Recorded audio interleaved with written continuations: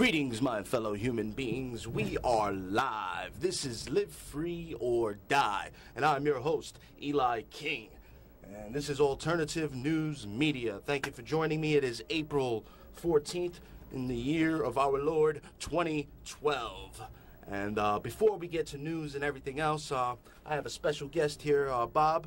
But before we get to him as well, we're going to show this clip, this about 4 or 5 minute clip of showing you how to vote and the importance of getting out there and voting this April 24th. All right, let's just get to it. And it's basically self-explanatory, okay, people? Paul's message of peace and civil liberty is bringing people together from all parts of the political spectrum. But to have Ron Paul as a choice for president in 2012, you need to help him get the Republican nomination first. There are a few things you'll need to understand to make this happen. In August 2012, the Republican Party will hold a national convention in Florida in which delegates will officially vote for a Republican nominee to run against Barack Obama. Each state has its own process for electing these delegates, either through a caucus system, as in these states, or a primary system, as in these states. Caucuses and primaries are either open, meaning that you do not have to be registered Republican to vote for Ron Paul to be the Republican nominee for president, or closed, meaning that you do have to be registered Republican. Let's look at the primary states first. If you live in one of these states, you're in a primary state. In a primary election, registered voters may participate in choosing their candidate by voting in a secret ballot, as in a general election. The specific rules and methods for voting for the Republican presidential nominee vary among states, but in each case, your state will send delegates to the National Convention to support the candidate that gets the most votes in the primary. But whichever state you're in, you have to show up at the right time on the right date with as many blue Republicans as you can to vote for Ron Paul. In states with closed primaries, you will need to be registered as a Republican in order to vote for Ron Paul in the Republican primary. The deadlines to change your party affiliation to Republican differ from state to state, but some of these deadlines are many months before the primary, so if you live in one of these states, your most immediate concern should be changing your party affiliation to Republican. Deadline dates can be found at bluerepublican.org. If you live in one of these other primary states, you do not have to worry about party affiliation, as these are either open or blanket primaries. In other words, just show up. Now let's look at the caucus states. If you live in one of these states, you're in a caucus state. Just as if you live in a primary state, you must determine if the caucuses are open or closed. If closed, you must register Republican in time to be allowed to vote in the caucus. Think of a caucus as a tournament for delegates. Your county is divided up into various precincts. Each one holds a caucus. In your caucus, people from your neighborhood will stand and announce their desire to go to the county convention as a delegate. You'll have to identify those people who support Ron Paul and vote for them. If there isn't a supporter for Ron Paul at your caucus, you will have to stand and become the delegate for him. Those chosen at the caucus will go on to the county convention to compete to be a delegate to the state convention and finally to the national convention where they will vote for Ron Paul. The caucus system is a bit more work than the primary system, but in it, one dedicated supporter can have the same impact as tens of thousands of voters. Often, a Republican neighborhood caucus will have no turnout, especially in more liberal parts of the country. This is a great opportunity for blue Republicans to have a massive impact. Just a handful of blue Republicans in the right places will get Ron Paul the nomination. Remember, in these situations, you will have to vote yourself to be the delegate to advance to the county level and then network with the Ron Paul people there. There are many in the Republican Party that will not welcome blue Republicans or Ron Paul supporters of any kind. They may try to discourage or intimidate you. So bring as many friends as possible, stay positive, and have a great time sticking it to the establishment. You know you'll like it. Again, here's the list of states. If you live in one colored blue, you're in a closed state and must register Republican as soon as possible. If you live in one colored green, you do not, but don't forget to go to the primary or caucus on the right day. Finally, how do you go about changing your registration? In many states you can do it online. In others, it's a bit more tricky.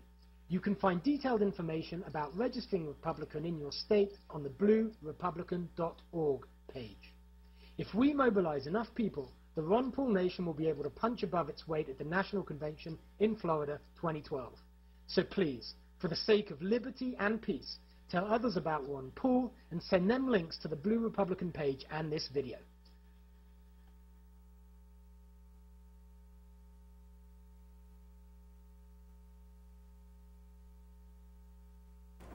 All right, there you have it. If you don't know how to vote and or what state you're in, New York is a primary state. So if you're not registered to vote, go out there. If you support Ron Paul, you have to vote as a Republican or register as a Republican to vote for Ron Paul. And let's get out there April 24th, people. All right, now let's go to, I have a special guest today. This guy's name is, do you want to give your last name? Yeah. F-O-W, Fowl, Bob. Bob Fowl. Yeah. I was on my way to the studio today, and I saw Mr. Bob Fowl. He had a big Impeach Obama sign on his shirt, and he was handing out these Lyndon LaRouche things here. The LaRouche caught my name, and immediately I grabbed one, and I asked Bob, hey, Bob, you want to get your message out? He said, absolutely. So here he is. I'm giving him a chance to get his message out. This is Bob Fowl from Philadelphia. He's with me on the Impeach Obama 2012 movement. Bob, what's your perspective on this?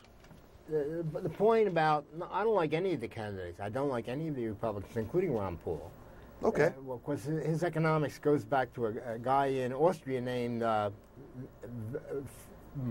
von Mici, M-I-C-I. And Mici is really another kind of fascist economics. When you get into it and understand it, you see that, well, anyway, the whole banking system is finished. Worldwide, the whole, what you call the monetary system, it's all coming down. That is, in Europe, they used to have the euro. It turned out to be a failure. So that means that all the American banks also, they're wiped out right now. What I want to save is not all the banking. I want to save the smaller banking that serves communities. In other words, I don't care for Wall Street. Rockefeller, J.P. Morgan, the Mellons, Goldman Sachs, Wells Fargo, they do not have the interests of the American people at heart. And it's the same way in London and in Holland. It used to be the Anglo-Dutch running empire. Today, since America became big, you might say at the end of after the Civil War, we speak of the Anglo-Americans, Anglo-U.S. domination, but the Dutch are in there still. And these people believe in empire. They want like a world empire, which would be like a dictatorship. So the laws that we've been going by in our history, that we were meant to go by in our Constitution, as also pronounced in the Declaration of Independence, that anyone born here has rights which are to be respected and protected by our government. It's just not happening today. And the reason today, like you might have said 10 years ago, it was because of Bush, the idiot son of one of the Bushes, is that brains were actually wiped out by cocaine. So I would have never, but he's not that intelligent where he could run a big operation. And the big money bags here and in London were afraid at that time that Hillary Clinton would get the nomination. So they made sure that George W. would get in there. Now, what's your what's your view on the Federal Reserve? Well, it's disgusting. It's totally un-American. It was never meant to be set up and be lending out money. We have a U.S. Treasury. That's the only one that is constitutionally can make loans. And if you have what is called Alexander Hamilton's credit system, as started under Washington, and I think it was dropped and was brought back by John Quincy Adams, and it was dropped again by Andrew Jackson. He was not with the American people. He was another flunky of the British. Okay, we can agree to disagree on that, but go ahead. And then you had Lincoln, of course, was a patriot, and he knew that the empire was bad, and it was his leadership which saved the Union. London wanted to split into three parts. Franklin Roosevelt had a similar problem. If the British had their way, we wouldn't be here now, because it was only by Roosevelt's leadership that the whole world was able to stop Adolf Hitler and Mussolini and Franco. And this began in the 20s. But Roosevelt dying before the World War II was over, you got another British stooge come in, which was, and I think I might have voted for him before I learned some real politics. I voted for Harry S. Truman. He served Wall Street in the British. Who set up Wall Street? If you go back 250 years, it was a British operation. They didn't want an independent country going against empire. Well, they tried to stop it, and they still want it over with. So that's where we live now. If we're going to save ourselves and the peoples in every other country in the world, including in England or Great Britain, then you have to bring back the credit system like it was under Alexander Hamilton and what was called then a national bank. And the Federal Reserve is not a national bank. It's something run by Wall Street. They own it. And they will do nothing good for the people of this country or the rest of the world. Well, we could agree on that on the Federal Reserve. All right, like when I saw you on the train, what caught my attention was Mr. Larouche's name on your flyer. Can you explain a little about what your message you was trying to spread on the train? Let's get it out there for the viewers. Well, he sees that because the British families, the leading families, know that they're finished, that the world is going into a big collapse. They want to rather than get it solved by some economic policy that makes sense, like what was done under Franklin Roosevelt. They rather have the world go down with this British royal family because it's their monetary system. Wall Street is like they're an extension of London. So they rather that if they're going to be destroyed, and that's the way they look at the idea of losing power over the world, then the rest of mankind should join them. And that would be World War III, because the British Queen, it's her finger on the nuclear button through Obama. And if Russia's not going to allow the British to get away with their insanity, he's for people, whether they're Russians or anywhere else, then they say, well, hit Russia with thermonuclear weapons. Excuse me. Go ahead. That's with the H-bomb material. It's called the Ohio-class submarines, or big things. They carry about 15 missiles, which can go thousands of miles. And when they coming down, it breaks into like 8 different parts, and it's all H-bomb material or thermonuclear. And the Russian generals know this. One of their leading generals, it was a couple of months ago, he said, if we're going to be destroyed, the countries that are responsible, they'll be destroyed. And he might have said it, the United States and Great Britain. That's where we stand. It hasn't happened yet. Right. Don't mean it won't. Tell us more about Larouchepac.com here. Well, Larouche again, well, he's a genius. I met him. He's 89 years old now. He's warned of this situation going back 10 or more, 20, 30 years. He saw that what the financiers would like to call the free enterprise is they're the ones who are free to run it. And they don't run it for the good of any population, whether they're in the United States or anywhere else. That's what the British Queen likes as a policy, a system, and it's over. It's really dead. And if we try to hang on to it, we're going down into a world war. That's the only way for them. That's the only option they see. So if that's their only option, why have them make policy for even Great Britain? The people there should understand the danger that they live in with a British Queen and a Prince Philip, her husband, who would choose this way, this kind of suicide. And they expect people not realize. Speaking of Prince Philip, did you This is a quote from Prince Philip. He says, when he dies, he wants to come back as a virus to wipe out 90% of the population. He did. So Yes. you can see how much of a human being he is to think that way. Yes. And you can't expect him to change. He's been that way for.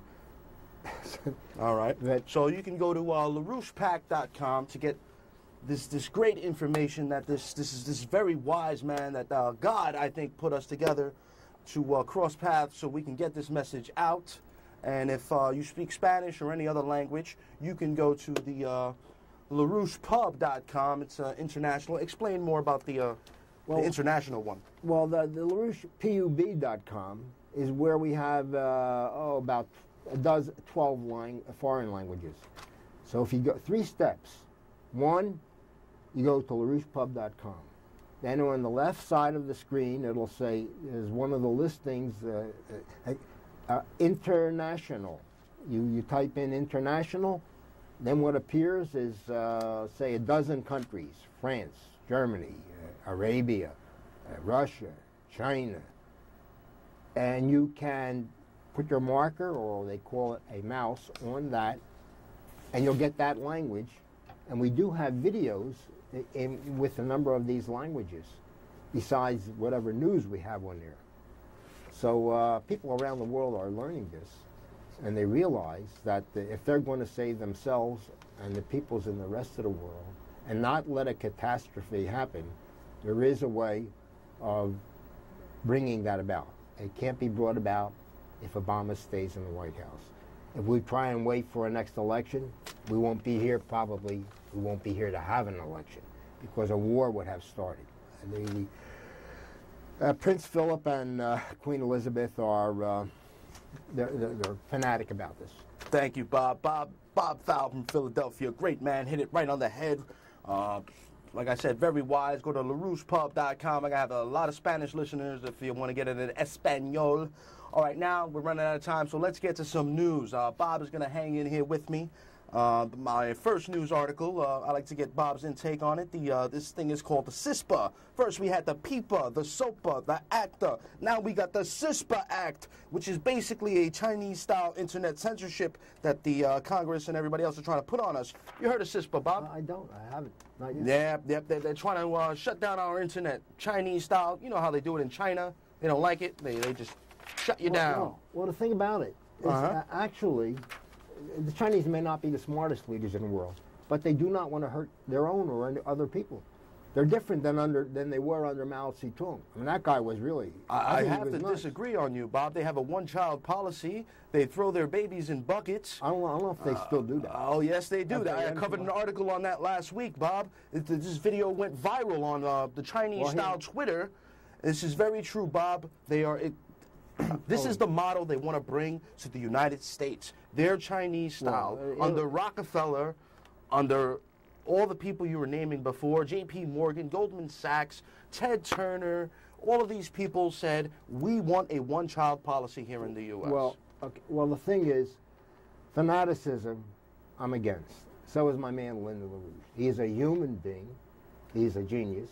He's laid out what all the countries can do to see that we don't have the catastrophe of a World War III. Now, on economics, there wouldn't be more than a handful of economists in the world that would understand what he understands, the danger of trying to stick with this thing called free enterprise, which should be free for the billionaires of London, Wall Street, to suck blood from the Well, I believe CISPA is doing is trying to curtail freedom of speech. Well, if I see you and I agree that freedom of speech is very essential for this country, correct? True. I'll have to look on my office, see what we have to say about it, because so far we haven't mentioned it. All right, we're moving fast here, Bob. Next story. Here we go. Journal of Medical Ethics suggests parents should have the right to murder their newborn babies, claiming it is the same as abortion. This is from Jonathan Benson from naturalnews.com. What do you think on that, Bob? I go by LaRouche's idea on this. He said this about over 20, 30 years ago. The world needs more people. So we do not... Overpopulation is a myth, then, correct? It absolutely is. And in fact, Glad we agree on that. John F. Kennedy, we have some good film on John F. Kennedy. When he was flying over the U.S. only a couple months before he was assassinated, and he sees all this land, no cities, no towns, no people. And he said, we need water, because even then the water shortage was coming, an awareness coming. And there was a company, it was called Parsons, had a plan for bringing water down from Alaska through Canada into California, which if it had been done, they'd have all the irrigation they needed to keep growing fruits and vegetables, which they don't have now. Have you heard of Agenda 21, Bob? Agenda 21? Agenda 21. No. Yes, I'll give you this information after the show. Agenda 21 is basically where the global elite, they want to take over the rural areas. They're driving people out of the countryside and trying to push them into the cities. And they have these 10 FEMA regions that, like I said, they want to herd people into the cities. They have monitors, motion camera picture monitors, where you can't even walk in your backyard. A man in Georgia just killed himself because he was harassed because he had a chicken farm, and they declared his land a green zone, so he killed himself because they were coming to take his land under Agenda 21. Well, this reminds me of what these financial oligarchs call governance. I think the British must have first proposed it. Like that is the idea that a country like us, the United States, has to give up a lot its sovereignty. There should be no nation deciding for themselves what is good for their people. And that would mean, governance would mean really a dictatorship of the whole world, and it would be run by people like the royal family, their financiers, and J.P. Morgan, and Mellon, and Wells Fargo. Absolutely. All right, we're moving on, Bob. Next story here. Antidepressants causing epidemic of mania, mayhem, and murder.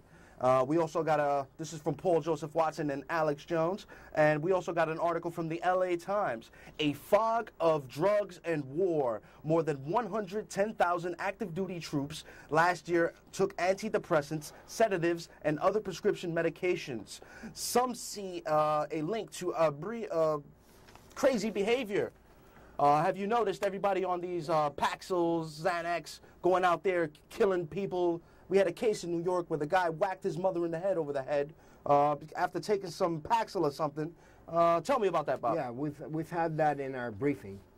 I'm still like semi-retired because I still want to do a little work even though I'm 82 years old. 82 years old. Go ahead. And we did have that. So I know it's I don't doubt what you were saying. And I know that anything that is really good for people, they may never find out about it. You heard about the soldier who killed the 18 people, or the 18 Afghani people, including children in Afghanistan? He went crazy. This guy was on antidepressants, and he went crazy. And I think there's more to it than what you've already told me, that it wasn't just one soldier. It was a number of them decided to go and do this killing. So they're trying to narrow down, I guess, the story. I believe it. Blame it on the lone nut, the patsy. Like in JFK, yeah, Oswald. Like that. There you go. And I can see that. And what reminds me too of is this new case with this killing of down in was it Florida, where the kid, the Trayvon Martin case. Yeah. Yes. No, I have no doubt the guy was not doing anything that would deserve a killing. That he was being followed by this Zimmerman, and that this case too. It reminds me at the time. Something similar with the way that Mumia Abu Jamal, that guy, I believe, was innocent. He was framed up, and he's still in prison. But you see, when I believe the media is hyping this to start a race war, especially with the Trayvon Martin case. Well, that would be all right with them. And the media, because that's the ruling financiers, the oligarchs. They want us distracted, fighting at each other, instead of focusing on the real enemies, which are Pfizer, Merck, Monsanto, J.B. Morgan. Give me another one. Well, you're coming to the same Wall Street financiers. Their hands are in all these big companies. If they use this energy that they're using on the Trayvon Martin case to come together and go after the real enemy, like Pfizer and Merck and Goldman Sachs, then we would have some real progress in this country. Don't you agree, Bob? Yeah. Yes, but don't expect the news media to give you any kind of leadership. That's why we're here. We are the alternative news, Bob, and I'm glad you have joined me. Yeah, All right, let's move on to the next story. because we only got a couple of minutes left. Osama bin Bernanke, the head of the Federal Reserve, says he's giving a warning. We stand on the precipice of economic destruction. The destruction part is true, but it comes from the guy that he's been working with all his life. Exactly. So you got the head of the Fed calling it end of 2012. You got plenty of people saying the dollar will be dead, and this man, Osama bin Bernanke, will be responsible for it. Well, he's another flunky of the financial oligarchy. A puppet in of London, the New World Order. U.S. and yeah. Absolutely. So that's what has to be. All right, let's move on to the next story. MIT predicts half of humanity could be culled in post-industrial crash. They say 90% of the population is going to be killed. Also, we got the... You believe in global warming, Bob? Not at all. Thank you very much, Bob. This guy's a genius here. I love Bob. NASA, 1986, human race extinct a few decades later. They were given this warning in 1986. By today, in 2012, we were supposed to be gone. So obviously, they were wrong. This whole thing is for a carbon tax agenda. They want to tax us to breathe, people. Well, you see, with NASA was a very good institution. Oh, NASA's great. If you have these satellites, you can tell what the weather is going to be, contrary to what Obama says. They actually signed a petition for the global warming freaks to stop lying. Because they have, like you said, they have the satellites. There's more ice in Antarctica today than there was in 1982. This is fact, people. Oh, we are out of time. Oh, Bob, anything before we go? Get really Obama, quick. You got 20 seconds. Make Obama leave the White House. Don't hurt him. We want him to leave peacefully, and let the vice president, who's not a lunatic, and would not go to destroy the country, let him run things, and the congressmen, some of them will become much better. They'll stop being afraid of getting killed for doing something good. Thank you, Bob. And I thank all of you for joining me. God bless America. God save the Constitution. And if you have received this transmission, then you are the resistance. Amen.